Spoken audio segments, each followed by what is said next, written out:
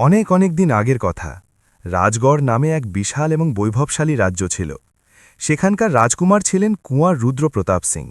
বলা হতো যে তিনি যতটা শূরবীর ছিলেন ততটাই ঘমণ্ডী এবং শক্ত মেজাজেরও ছিলেন। তার অনুমতি ছাড়া রাজগড়ে একটা পাতাও নড়ত না। তার একটা আওয়াজে সেনারা দাঁড়িয়ে যেত এবং তার এক নজরে বড় বড় সুবেদাররা কেঁপে উঠত। রুদ্রর নিজের শক্তির ওপর, নিজের প্রতিপত্তির ওপর এবং নিজের নামের ওপর এতটাই ঘমণ্ড ছিল যে মানুষকে মানুষ নয় বরং নিজের জায়গিরের অংশ মনে হতো। সেই রাজগড়েরই এক ছোট গলিতে এক ছোট ঘর ছিল। সেখানে অবনী তার বৃদ্ধ পিতা হরিদাসের সাথে থাকত।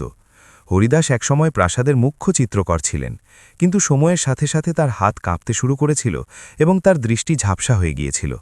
এখন তিনি প্রাসাদের জন্য নয়, শুধু ছোটখাটো জমিদারদের জন্য ছবি এঁকে দিন গুজরান করতেন। কিন্তু তার শিল্প তার মেয়ে অবনীর ভেতরে বেঁচে ছিল। অবনী এক অদ্ভুত চিত্রকর ছিল। তার আঙুলে যেন জাদু ছিল। সে যখন রং তুলত তখন প্রাণহীন কাগজে জীবন হেসে উঠত। তবে অবনীর স্বাভিমান তার শিল্পের চেয়েও বড় ছিল। সে গরিব ছিল, কিন্তু খুব ক্ষুদ্দার ছিল। এক বিকেলের কথা। রাজকুমার রুদ্রপ্রতাপ সিং নিজের দলবল নিয়ে নগর ভ্রমণে বেরিয়েছিলেন। তার নজর বাজারের এক ছোট দোকানের ওপর পড়ল। সেখানে অবনী তার বাবার আঁকা কিছু ছবি বিক্রি করার চেষ্টা করছিল। রুদ্রর রথ থামল। তার নজর অবনীর ওপর পড়ল। অবনী সাধারণ সুতির পোশাক পরেছিল। তার চুল এক সাধারণ বিনুনিতে গাঁথা ছিল, কিন্তু তার মুখে এমন এক তেজ ছিল, এমন এক সারল্য ছিল যে রাজকুমার এক মুহূর্তের জন্য তার দিকে তাকিয়েই রইল। দুনিয়ার সব দামি জিনিস দেখা রুদ্র সেই অমূল্য সারল্যের ওপর থমকে গিয়েছিল। অবনী দেখল যে সবাই মাথা নত করে দাঁড়িয়ে আছে, শুধু সেই ছিল যে রাজকুমারের চোখে চোখ হেঁকে দাঁড়িয়েছিল। রুদ্রর মনে এই কথাটি বিঁধল, এক সাধারণ মেয়ে আর এত বড় ধৃষ্টতা। তার মনে হল যেন কেউ তার প্রতিপত্তির ওপর হাত তুলেছে। সে নিজের মন্ত্রীকে ইশারা করল। মন্ত্রী অবনীকে বলল, মেয়ে, রাজকুমার তোমাকে দেখছেন, মাথা নত করো। অবনী শান্তভাবে বলল, আমি কোনো অপরাধ করিনি। মন্ত্রীমশাই, শুধু অপরাধীরা মাথা নত করে, অথবা তারা যাদের মনে লালচ থাকে। আমার মনে দুটোই নেই। এই আওয়াজ রুদ্রর কান পর্যন্ত পৌঁছে গেল। এত ঘমণ্ড! তার মুখে এক ক্রূর হাসি ফুটে উঠল। সে বলল, এর নাম আর ঠিকানা খুঁজে বের করো, একে সবক শেখাতে হবে। পরদিন সকালে দুই সিপাহী হরিদাসের দরজায় দাঁড়িয়েছিল। তারা হুকুম শোনাল, চিত্রকর হরিদাসকে রাজকুমার এই মুহূর্তে প্রাসাদে ডেকেছেন। হরিদাস কেঁপে উঠলেন। তার দ্বারা এমন কি ভুল হয়ে গেল? অবনী বুঝতে পারল যে এটা কালকের সেই ঘটনার ফল। সে বলল, বাবা, ভয় পাবেন না, আমি আপনার সাথে চলছি। না, সিপাহী বলল, ডাক শুধু চিত্রকর হরিদাসের জন্য এসেছে। কাঁপতে কাঁপতে হরিদাস প্রাসাদে পৌঁছলেন। রুদ্র তার বিশাল কক্ষে বসেছিল। চিত্রকর, রুদ্রের কণ্ঠস্বর প্রতিধ্বনিত হল, আমরা শুনেছি তুমি অনেক বড় শিল্পী, কিন্তু এখন তোমার হাত কাঁপে। হরিদাস হাত জোর করলেন, হুজুর, বয়সের ধর্ম। আমাদের তোমার কাছ থেকে একটা কাজ চাই। রুদ্র বলল, তোমাকে 7 দিনের মধ্যে আমাদের এক আস্থা কদম পূর্ণদৈর্ঘ্য ছবি বানাতে হবে। এমন ছবি যা আজ পর্যন্ত কেউ বানায়নি। যদি ছবি পছন্দ হয় তবে তুমি এত সোনা পাবে যে তোমার 7 পুরুষ রাজত্ব করবে। হরিদাসের মুখের রং উড়ে গেল। 7 দিন হুজুর? হ্যাঁ, 7 দিন, রুদ্র হাসল। কিন্তু যদি ছবি না তৈরি হয় বা আমাদের পছন্দ না হয়, তবে তোমার এই ঘর, তোমার এই দোকান সব বাজেয়াপ্ত করে নেওয়া হবে এবং তোমাকে বাকি জীবনের জন্য কারাগারে ফেলে রাখা হবে। আমাদের হুকুম অমান্য করার পরিণাম তো ভুগতেই হবে। এটা কোনো হুকুম ছিল না, এটা একটা জাল ছিল। হরিদাস জানতেন যে তার কাঁপানো হাতে 7 দিনে এমন ছবি বানানো অসম্ভব। তিনি ক্লান্ত পায়ে ঘরে ফিরলেন। তার চোখে জল ছিল। অবনী যখন পুরো কথা শুনল তখন তার রক্ত টকবক করে উঠল। এটা চরম জুলুম ছিল। সে জানত যে এই সব তাকে সবক শেখানোর জন্য করা হচ্ছে। তার বাবা তো শুধু একটা মাধ্যম মাত্র। বাবা, অবনী নিজের চোখের জল মুছল, আপনি চিন্তা করবেন না, আপনার মেয়ে এখনও বেঁচে আছে। ছবি আমি বানাবো, আপনার নামে। হরিদাস ঘাবড়ে গেলেন, না মেয়ে, এটা ধোঁকা হবে। রাজকুমার জানতে পারলে তোমাকেও। যদি না জানতে পারেন তো? অবনীর চোখে এক দৃঢ় সংকল্প ছিল। আর যদি জেনেও যান তবে আমি আমার বাবাকে অসহায় হয়ে কারাগারে যেতে দেখতে পারব না। আপনি শুধু কাগজে দস্তখত করে দেবেন। সেই রাত থেকে অবনী নিজেকে ঘরে বন্ধ করে নিল। দিন রাত না ঘুমিয়ে না খেয়ে সে ছবি বানাতে লেগে গেল। সে রাজকুমারকে ঘৃণা করত, কিন্তু নিজের শিল্পকে ভালোবাসত। সে নিজের সব রাগ, সব বেদনা সেই রঙের মধ্যে মিশিয়ে দিল। 7ম দিনে ছবি তৈরি ছিল। হরিদাস সেটা দেখে কেঁদে ফেললেন। ওটা রুদ্রর ছবি ছিল, কিন্তু এতটাই জীবন্ত, এতটাই প্রভাবশালী যে মনে হচ্ছিল রাজকুমার স্বয়ং সামনে দাঁড়িয়ে আছেন। এটা নিয়ে যান বাবা, অবনী বলল। এটা আপনার শিল্প। হরিদাস কাঁপতে কাঁপতে ছবি নিয়ে প্রাসাদে পৌঁছলেন। রুদ্র যখন ছবির ওপর থেকে পর্দা সরাল, তখন সে স্তব্ধ হয়ে গেল। এমন অদ্ভুত চিত্র, এমন জীবন্ত। এক মুহূর্তের জন্য তার মনে হল এটা তার প্রতিচ্ছবি নয়, তার আত্মা। মেনে গেলাম হরিদাস, রুদ্র বলল, তোমার হাতে তো এখনও জাদু আছে। তখনই তার নজর ছবির এক কোণায় পড়ল, যেখানে চিত্রকর নিজের স্বাক্ষর করে। সেখানে হরিদাসের স্বাক্ষর ছিল, কিন্তু সেই স্বাক্ষর এতটাই পরিপাটি ছিল, এতটাই মজবুত ছিল, যা কোনো কাঁপানো হাত দিয়ে হতে পারে না। রুদ্রর নজর ছিল বাজ পাখির মতো। সে হাসল। হরিদাস, সে বলল, এই ছবি তুমি বানাওনি। হরিদাসের হৃৎপিণ্ড যেন থেমে গেল। হুজুর, এটা তোমার মেয়ে অবনী বানিয়েছে, রুদ্র বলল। সেই মেয়ে যে বাজারে আমাদের চোখে চোখ রেখে ধৃষ্টতা দেখিয়েছিল। হরিদাস রাজকুমারের পায়ে লুটিয়ে পড়লেন। ক্ষমা করুন হুজুর, আমার মেয়ে আমাকে বাঁচানোর জন্য ধোঁকা। রাজকুমারের সাথে ধোঁকা? এর সাজা তোমরা দুজনেই পাবে। সে সিপাহীদের আদেশ দিল, যাও, সেই মেয়েকে এই মুহূর্তে প্রাসাদে পেশ করো, আর হরিদাস, তুমি তোমার সাজা পাবে। কিছুক্ষণ পরেই অবনীকে জোর করে প্রাসাদে আনা হল। সে ডরায়নি, তার চোখে রাগ ছিল। তো তুমি সেই মহান চিত্রকর, রুদ্র তাকে উপহাস করল। তোমার কি মনে হলো তুমি রাজকুমারকে ধোঁকা দেবে? অবনী বলল, আমি আপনাকে ধোঁকা দিইনি, আমি শুধু আমার বাবার সম্মান রক্ষা করেছি। আর যদি নিজের শিল্প দিয়ে নিজের বাবাকে বাঁচানো ধোঁকা হয়, তবে হ্যাঁ, আমি ধোঁকাবাজ। রুদ্রর কাছে তার এই স্বাভিমান বিষের মতো লাগল। তোমার বাবা এখন কারাগারে পৌঁছবে, আর তোমাকে ভিক্ষা করতে হবে। আমার বাবা কোনো অপরাধ করেননি। অবনীর কণ্ঠে চোখের জল নয়, আগুন ছিল। অপরাধ আপনি করেছেন, নিজের শক্তির ভুল ব্যবহার করে। আপনি এক ঘমণ্ডী জালেম মানুষ। খামোশ, রুদ্র চিৎকার করে উঠল। সে আজ পর্যন্ত এমন অপমান সহ্য করেনি। তোমার এই জবান টেনে বের করে নেব। সে রাগে তার দিকে এগোল। অবনী এক পাও পিছিয়ে গেল না। আপনি আমাকে মারতে পারেন রাজকুমার, সে বলল, কিন্তু আমার সত্যকে মুছতে পারবেন না। আপনি হেরে গেছেন, এক নিঃস্ব মেয়ের কাছে আপনি ভয় পেয়ে গেছেন। রুদ্র থেমে গেল। এটাই সত্যি ছিল। সেই মেয়ের স্বাভিমানকে ভয় পেয়ে গিয়েছিল। সে আবার নিজের সিংহাসনে গিয়ে বসল। তার মাথায় এক নতুন এবং আরও বিপজ্জনক খেলা এলো। ঠিক আছে, সে হাসল। আমি তোমাকে একটা সুযোগ দেব। তোমার বাবাকে মুক্ত করে দেওয়া হবে, তোমার ঘরও কেড়ে নেওয়া হবে না, কিন্তু এক শর্তে। অবনী সন্দেহের চোখে তার দিকে তাকাল। কেমন শর্ত? তুমি, রুদ্র তার দিকে আঙুল তুলল, তুমি প্রাসাদে থাকবে, আমাদের ব্যক্তিগত চিত্রকর হয়ে। তুমি শুধু আমাদের জন্য ছবি বানাবে। যতক্ষণ আমরা চাই, তুমি আমাদের অনুমতি ছাড়া প্রাসাদের বাইরে এক পাও ফেলতে পারবে না। তুমি এক রাজকীয় কয়েদি হবে। অবনী কেঁপে উঠল। এটা কারাগারের চেয়েও জঘন্য সাজা ছিল। সেই মানুষের সাথে রোজ থাকা, যাকে সে এত ঘৃণা করে। আর যদি আমার মঞ্জুর না হয়, তবে নিজের বাবাকে কারাগারে পৌঁছতে দেখো, রুদ্র বলল। ফয়সালা তোমার, তোমার স্বাভিমান নাকি তোমার বাবার স্বাধীনতা? অবনীর চোখে জল এলো। সে তার বাবার অসহায় চোখগুলোর কথা মনে করল। সে নিজের জল মুছল। আমার মঞ্জুর আছে। কি বললে? রুদ্র উপহাস করল। জোরে বলো, কোথায় গেল তোমার স্বাভিমান? অবনী নিজের চোখ সোজা তার চোখে রাখল। আমি বললাম, আমার মঞ্জুর আছে রাজকুমার রুদ্র প্রতাপ সিং। সেই দিন অবনী প্রাসাদে বন্দী হয়ে গেল। রুদ্র তাকে প্রাসাদের চিত্রশালার কাছে এক ছোট ঘর দিয়ে দিল। তার ওপর সবসময় পাহারা থাকত। রুদ্রের এখন এটা রোজকার কাজ হয়ে দাঁড়িয়েছিল। সে তাকে বিরক্ত করার কোনো সুযোগ ছাড়ত না। অবনী, এক সকালে সে এলো। আমাদের ঘোড়া বাদলের ছবি বানাও, একদম জীবন্ত হওয়া চাই। অবনী 3 দিন খাটুনি করে ছবি বানাল। রুদ্র ছবি দেখল এবং সেটা ফেলে দিল। এটা ঘোড়া? এটা তো গাধা মনে হচ্ছে। তুমি চিত্রবিদ্যা জানো নাকি শুধু বড় বড় কথা বলতে পারো? আবার বানাও।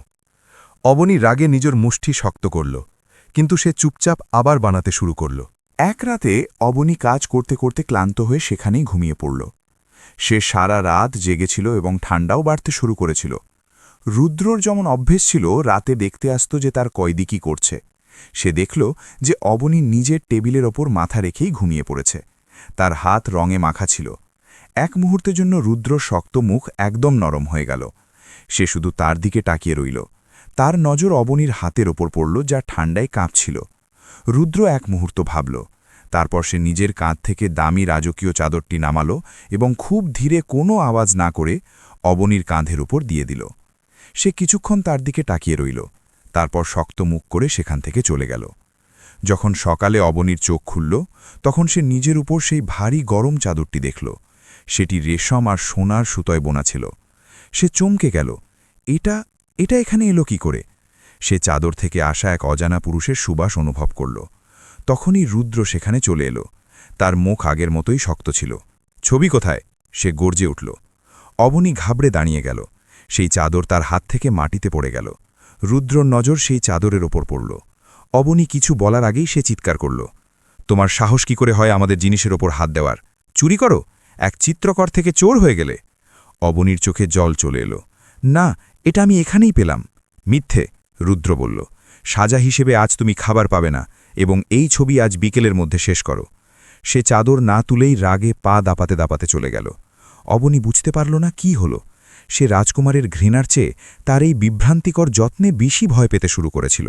বন্ধুরা, রাজকুমারের এই অদ্ভুত ঘৃণা আর লুকিয়ে রাখা যত্নের জন্য একটা লাইক তো হয়। দেখি এই লুকোছুরি কতদূর যায়।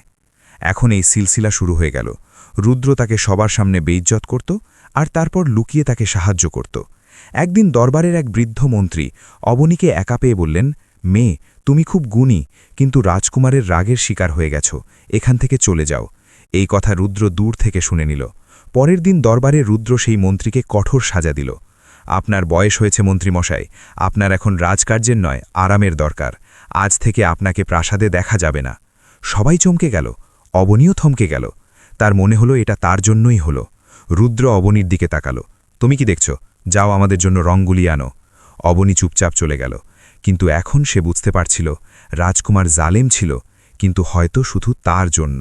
এক বিকেলে রুদ্র ঘোষণা করল, অবনী, কাল আমরা শিকারে যাচ্ছি, তোমাকে সাথে চলতে হবে, জঙ্গলের ছবি বানাবে। অবনীর বুক কেঁপে উঠল। সে জঙ্গল আর শিকারকে ঘৃণা করত। কিন্তু রাজকুমার? কোনো কিন্তু টিন্তু নেই, রুদ্র বলল, হুকুম মানা শেখো। পরের দিন জঙ্গলে অবনী ভয়ে ভয়ে হাঁটছিল। রুদ্র নিজের সৈন্যদের সাথে আগে ছিল। তখনই ঝোপের আড়াল থেকে এক জখম বুনো শুয়োর, যে হয়তো কোনো শিকারীর তীর থেকে বেঁচেছিল, রাগে অবনীর দিকে তেড়ে এলো। অবনী চিৎকার করে উঠল। কোনো সিপাহী নড়ার আগেই, পলক ফেলারও কম সময়ে, রুদ্র, যে অনেকটা এগিয়ে গিয়েছিল, সে বাতাসের মতো ফিরে এলো। সে অবনী আর শুয়োরের মাঝখানে চলে এলো। তার তলোয়ার বিদ্যুতের গতিতে চমকাল। জানোয়ারটি ওখানেই শেষ হয়ে গেল। সবার শ্বাস আটকে গিয়েছিল। অবনী মাটিতে পুড়ে গিয়ে কাঁপানো চোখে তাকে দেখছিল। রুদ্র তার দিকে ফিরল। তার শ্বাস দ্রুত চলছিল। তার চোখে রাগ ছিল না। এক মুহূর্তের জন্য, শুধু এক মুহূর্তের জন্য তার চোখে আতঙ্ক ছিল, তাকে হারানোর আতঙ্ক। কিন্তু সে রুদ্র প্রতাপ সিং ছিল। সে সাথে সাথে নিজেকে সামলে নিল। সে অবনীর কাছে এলো এবং রাগে চিৎকার করল, অন্ধ নাকি? দেখে চলতে পারো না? যদি মরে যেতে তবে আমাদের হুকুমকে পূরণ করত, ফালতু আমাদের সময় নষ্ট করলে।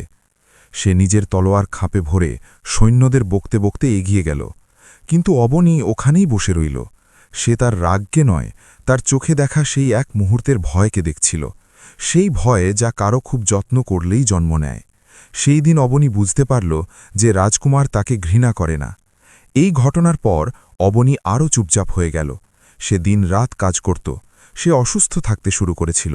প্রাসাদের কয়েদ, রাজকুমারের অদ্ভুত ব্যবহার আর নিজের বাবার চিন্তা তাকে ভেতর ভেতর খেয়ে ফেলছিল। রুদ্রও এটা দেখল। সে এখন তাকে কম বিরক্ত করত। সে শুধু দূর থেকে তাকে দেখত। একদিন অবনী প্রাসাদের বাগানের ছবি বানাচ্ছিল। সে অনেকদিন ঠিকমতো ঘুমায়নি। তার হাত কাঁপছিল। রুদ্র তাকে লুকিয়ে দেখছিল। তার মন চাইছিল যে গিয়ে তাকে বলে, অনেক হয়েছে, এবার আরাম করো। কিন্তু তার ঘমণ্ড তাকে আটকে দিত। তখনই অবনীর হাত থেকে তুলি পড়ে গেল। সে সেটা তোলার জন্য ঝুঁকল, কিন্তু উঠতে পারল না। তার সব কিছু ঘুরছে বলে মনে হল। রাজকুমার? এটা এক ক্ষীণ কণ্ঠস্বর ছিল, আর রুদ্র কিছু বোঝার আগেই অবনী মাটিতে পড়ে বেহুঁশ হয়ে গেল। এক মুহূর্তের জন্য রুদ্র দুনিয়া থেমে গেল। অবনী! এটা একটা চিৎকার ছিল। এটা রাজকুমার রুদ্রপ্রতাপ সিংয়ের কণ্ঠস্বর ছিল না। এটা এমন এক মানুষের কণ্ঠস্বর ছিল যে নিজের জীবনের সবচেয়ে দামি জিনিসটি হারিয়ে ফেলেছে। তার সব ঘমণ্ড, সব রাগ, সব মুখোশ এক মুহূর্তে গলে গেল। সে দৌড়ালো, সে ঝোপঝাড় কাঁটা মারিয়ে দৌড়ালো। সে অবনীকে নিজের কোলে তুলে নিল। তার মুখ ফ্যাকাশে হয়ে গিয়েছিল। চোখ খোলো অবনী, সে কাঁপানো গলায় বলল। চোখ খোলো। সে তাকে নিজের বাহুতে তুলে প্রাসাদের দিকে দৌড়ালো। বৈদ্যকে ডাকো। সে তাকে কোনো দাসীর ঘরে নয়, সোজা নিজের রাজকীয় কক্ষে নিয়ে গেল। সে তাকে নিজের পালঙ্কে শুইয়ে দিল। রাজবৈদ্য কাঁপতে কাঁপতে এলেন। এর কি হয়েছে? রুদ্র বলল। যদি এর কিছু হয় তবে মনে রেখো রাজঘরে কোনো বৈদ্য বাঁচবে না। হুজুর, বৈদ্য ঘাবড়ে বললেন। এনার কোনো অসুখ নেই, ইনি খুব বেশি ক্লান্ত হয়ে পড়েছেন। অনেকদিন ঘুমাননি আর হয়তো ঠিকমতো খাওয়া দাওয়াও করেননি। এটা দুর্বলতা আর হয়তো কোনো গভীর মনের আঘাত, মনের বোঝা। রুদ্র সেটা ঝেড়ে ফেলে বলল, ওষুধ দাও, দুনিয়ার সবচেয়ে ভালো ওষুধ, একে ঠিক হতেই হবে। বৈদ্য কিছু ভেষজ লেপ লাগালেন আর এক ওষুধ খাওয়ানোর চেষ্টা করলেন। একে জ্ঞান ফিরতে হবে, রুদ্র বলল। জ্ঞান আছে হুজুর, বৈদ্য বললেন, শুধু চোখ খোলার শক্তি নেই। যান। রুদ্র গর্জে উঠল। সবাই বাইরে যাও, আমাদের একা ছেড়ে দাও। সবাই চলে যাওয়ার পর রুদ্র সেই পালঙ্কের পাশে মাটিতে বসে পড়ল। সেই ঘমণ্ডী রাজকুমার আজ এক অসহায় প্রেমিকের মতো মাটিতে ছিল। সে ধীরে অবনীর হাত নিজের হাতের মধ্যে নিল। সেই হাত, যা সবসময় রঙে মাখা থাকত, আজ বরফের মতো ঠান্ডা ছিল। তার চোখ দিয়ে জল বেরিয়ে এলো। চোখ খোলো অবনী, সে ভাঙা গলায় বলল। সাজা আমার পাওয়া উচিত, তুমি কেন ভুগছ? আমি ভেবেছিলাম, সে কাঁদতে কাঁদতে বলল, আমি ভেবেছিলাম আমি তোমাকে ঝুঁকিয়ে দেব, তোমাকে ভেঙে দেব, কিন্তু আমিই নিজে ভেঙে গেলাম। আমি তোমাকে কষ্ট দিতে চাইনি। আমি শুধু তোমাকে নিজের কাছে রাখতে চেয়েছিলাম, তোমাকে রোজ দেখতে চেয়েছিলাম, তোমার মুখে নিজের নাম শুনতে চেয়েছিলাম, সেটা রাগেই হোক না কেন। তুমি জানো না, সে অবনীর হাত নিজের কপালে ঠেকালো। যেদিন তুমি বাজারে আমার চোখে তাকিয়েছিলে, তুমি সেদিনই আমার জীবনে নেমে এসেছিলে। কিন্তু আমি রুদ্র প্রতাপ সিং, আমি ভালোবাসতে জানি না, আমি শুধু জিততে জানি। আর আমি তোমার কাছে হেরে যেতে ভয় পেয়েছিলাম। আমি নিজের হৃদয়ের কাছে ভয় পেয়েছিলাম। আমাকে ক্ষমা করে দাও অবনী, শুধু একবার চোখ খোলো। আমি কথা দিচ্ছি, আমি তোমাকে মুক্ত করে দেব। তুমি যেখানে যেতে চাও চলে যেও, শুধু আমাকে ছেড়ে যেও না। আমি তোমার কাছে বিনতি করছি। অবনীর আঙুলে হালকা নড়াচড়া হল। সে খুব ধীরে নিজের চোখ খুলল।